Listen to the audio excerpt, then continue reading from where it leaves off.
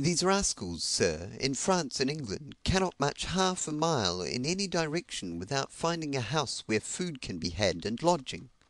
Whereas such is the noble desolation of our magnificent country, that in many a direction for 1,000 miles, I will engage a dog shall not find shelter from a snowstorm, nor a wren find an apology for breakfast. End of footnote. Liberated from the embarrassments of the city, and issuing into the broad uncrowded avenues of the northern suburbs, we begin to enter upon our natural pace of 10 miles an hour. In the broad light of the summer evening, the sun perhaps only just at the point of setting, we are seen from every story of every house. Heads of every age crowd to the windows, young and old understand the language of our victorious symbols, and rolling volleys of sympathizing cheers run along behind and before our course. The beggar, rearing himself against the wall, forgets his lameness, real or assumed, thinks not of his whining trade, but stands erect with bold exulting smiles as we pass him. The victory has healed him, and says, "Be thou whole." Women and children, from garrets alike and cellars, look down or look up with loving eyes upon our gay ribbons and our martial laurels, sometimes kiss their hands, sometimes hang out, as signals of affection, pocket handkerchiefs, aprons, dusters, anything that lies ready to their hands. On the London side of Barnet, to which we draw near within a few minutes after 9, observe that private carriage which is approaching us. The weather being so warm, the glasses are all down, and one may read, as on the stage of a theatre, everything that goes on within the carriage. It contains 3 ladies, one likely to be a mamma, and 2 of 17 or 18, who are probably her daughters. What lovely animation, what beautiful unpremeditated pantomime, explaining to us every syllable that passes in these ingenuous girls! By the sudden start and raising of the hands, on first discovering our laurelled equipage, by the sudden movement and appeal to the elder lady from both of them, and by the heightened colour on their animated countenances, we can almost hear them saying, "See, see, look at their laurels! Oh, mamma, there has been a great battle in Spain, and it has been a great victory!" In a moment we are on the point of passing them. We passengers, I on the box and the 2 on the roof behind me, raise our hats. The coachman makes his professional salute with the whip. The guard even, though punctilious on the matter of his dignity as an officer under the crown, touches his hat. The ladies move to us in return with a winning graciousness of gesture. All smile on each side in a way that nobody could misunderstand, and that nothing short of a grand national sympathy could so instantaneously prompt. Will these ladies say that we are nothing to them? Oh no, they will not say that. They cannot deny, they do not deny, that for this night they are our sisters, gentle or simple, scholar or illiterate servant. For 12 hours to come, we on the outside have the honour to be their brothers. Those poor women again, who stop to gaze upon us with delight at the entrance of Barnet, and seem by their air of weariness to be returning from labour, do you mean to say that they are washerwomen and charwomen? Oh, my poor friend, you are quite mistaken. They are nothing of the kind. I assure you they stand in a higher rank. For this one night they feel themselves by birthright to be daughters of England, and answer to no humbler title. Every joy, however, even rapturous joy, such is the sad law of earth, may carry with it grief, or fear of grief, to some. 3 miles beyond Barnet we see approaching us another private carriage, nearly repeating the circumstances of the former case. Here also the glasses are all down. Here also is an elderly lady seated. But the 2 amiable daughters are missing. For this single young person, sitting by the lady's side, seems to be an attendant. So I judge from her dress, and her air of respectful reserve. The lady is in mourning, and her countenance expresses sorrow. At first she does not look up, so that I believe she is not aware of our approach until she hears the measured beating of our horses' hoofs. Then she raises her eyes to settle them painfully on our triumphal equipage.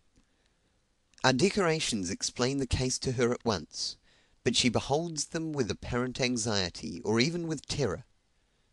Some time before this, I, finding it difficult to hit a flying mark, when embarrassed by the coachman's person and reins intervening, had given to the guard a courier evening paper, containing the Gazette, for the next carriage that might pass. Accordingly he tossed it in, so folded that the huge capitals expressing some legend as "Glorious Victory" might catch the eye at once.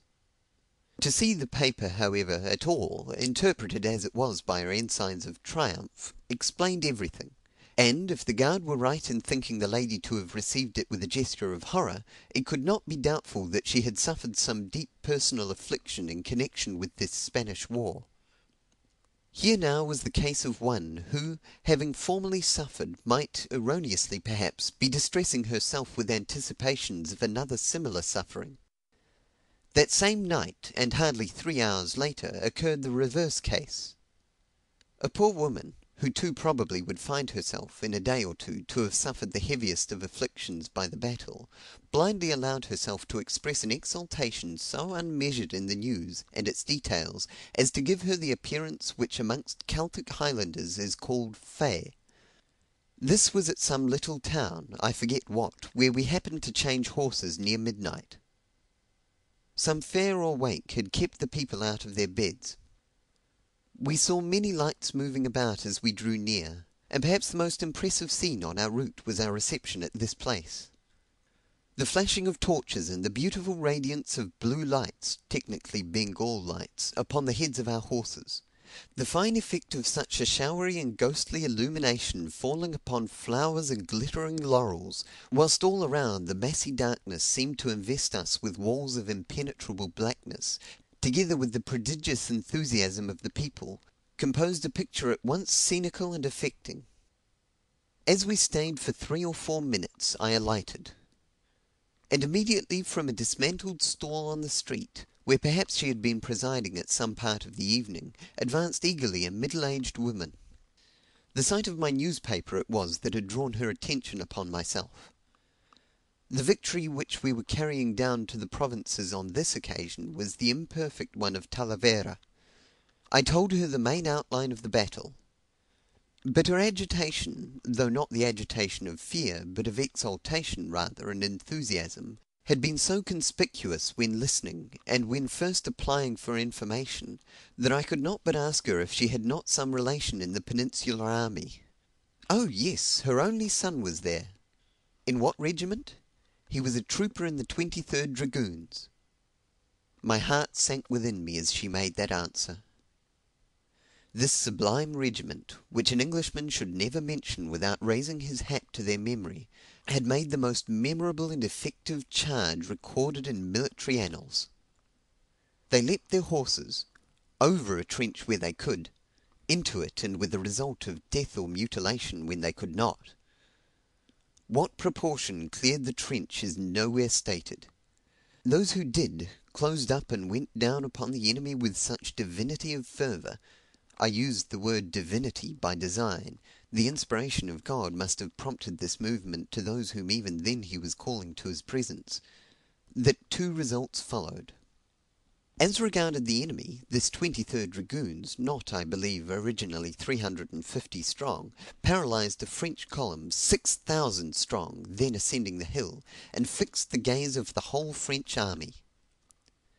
As regarded themselves, the 23rd were supposed at first to have been all but annihilated, but eventually, I believe, not so many as 1 in 4 survived.